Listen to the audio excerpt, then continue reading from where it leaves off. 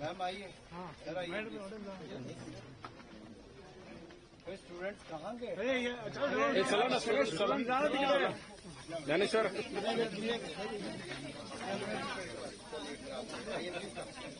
हम youth service वाले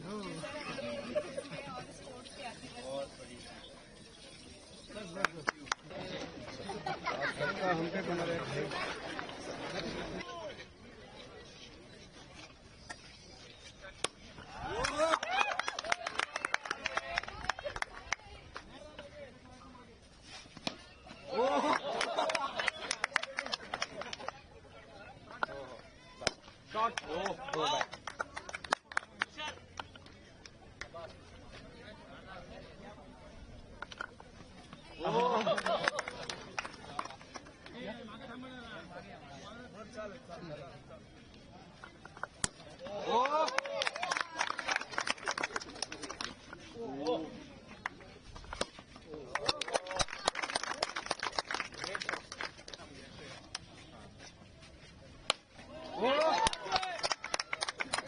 leather ball से करो यार, क्या कर रहे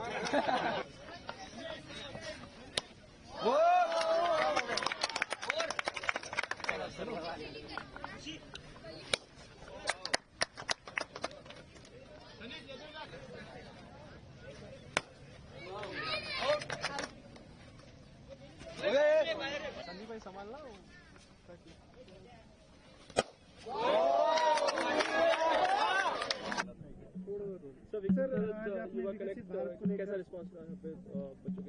भारत सरकार के युवा कार्यक्रम विभाग के द्वारा आयोजित विकसित भारत युवा कनेक्ट कार्यक्रम ये देश के युवाओं में विकसित भारत का संकल्प की भावना भरने के लिए है।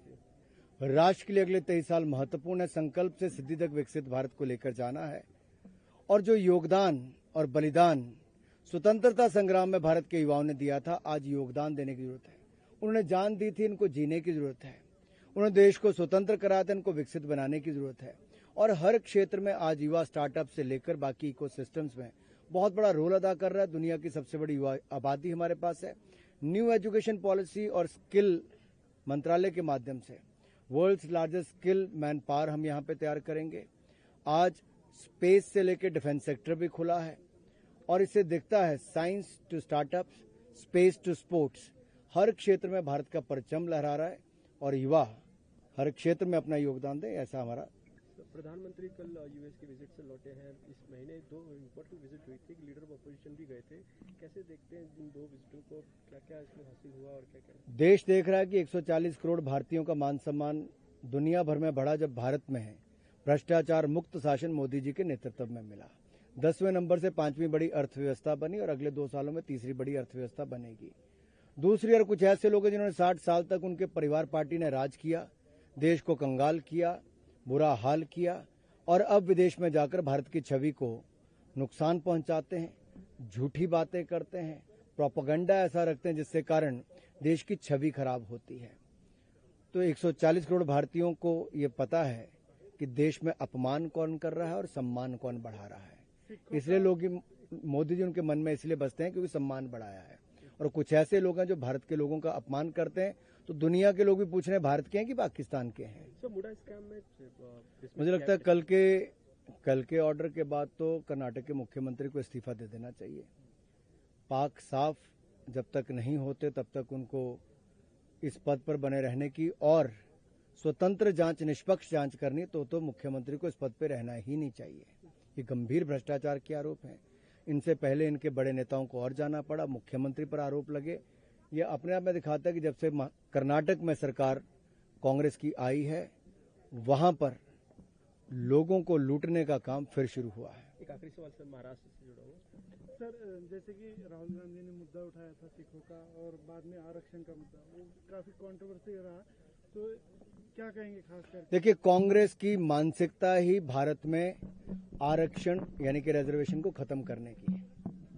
पंडित जवाहरलाल नेहरू हों, इंदिरा जी हों, इन सब की, राजीव गांधी जी तक की मानसिकता और कांग्रेस का यही था कि आरक्षण को खत्म करना है। और राहुल गांधी जी की जुबान से फिर एक बार निकला है विदेशी धरती पे कि वो आरक्षण को खत्म करना चाहते हैं। और यही नहीं, सिखों के बारे में जो दुष्प्रचार उन्होंने किया है, अरे राजीव गांधी जी के नेतृत्व में ही इस देश में सिखों का कत्लेआम हुआ, गले में टायर डाल के जला दिया गया, बहन बेटियों की इज्जत लूटी गई, कत्लेआम हुआ, केश काट दिए गए, गुरुद्वारों में ब्लू स्टार ऑपरेशन तक चले। अब वही राहुल गांधी जी जाके देश की छवि खराब करते हैं झूठ बोल के, जबकि मोदी सरकार में एसआईटी का गठन हुआ सिखों को न्याय दिलाने के लिए। अब कांग्रेस के वरिष्ठ नेताओं को जेल में जाने का काम भी हुआ उसके कारण। फिर करतारपुर कॉरिडोर, गुरुद्वारे के दर्शन भी हमने करवाने शुरू किए, हेमकुंड साहब तक रोपवे पहुंचाया। वीर बाल दिवस साहबजादों की शहादत पे हमारी सरकार के समय मनाना शुरू किया। 550वां प्रकाशोत्सव गुरु नानक देव जी का, 400वां प्रकाशोत्सव गुरु तेग बहादुर जी का हमारी सरकार ने, मोदी सरकार ने मनाया। मोदी जी ने तो सिखों को मान सम्मान दिया, कांग्रेस ने अपमान भी किया, कत्लेआम।